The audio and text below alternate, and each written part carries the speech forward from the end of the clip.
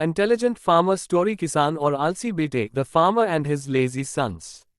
बहुत समय पहले एक गांव में एक किसान रहता था। उसके पास काफी संपत्ति थी क्योंकि उसने बहुत सालों तक खूब मेहनत किया था। उसके पास बहुत बड़े बड़े खेत थे, पर वह बहुत दुखी था क्योंकि उसके बेटे बहुत आलसी थे।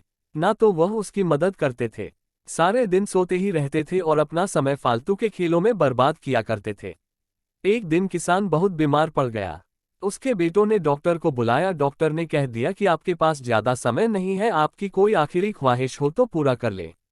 वैसे तो आलसी बेटे कुछ काम नहीं करते थे, लेकिन वह अपने पिता से बहुत प्यार करते थे। डॉक्टर के जाने के बाद वह सभी रोने लगे। अपने बेटों को दुखी देखकर किसान का दिल पिघल गया और कहा, चिंता मत करो बच्चों, मैं स्वर्ग से तुम्हारी रक्षा करूंगा और जिससे कि तुम कभी भूखे ना रहो। मैंने खेत में सारा धन गाड़ दिया है। जब वह तुम्हें मिले तो तुम लोग बाजार जाकर उसे बेच देना, वह तुम्हारे जिंदगी भर के लिए काम आएगी।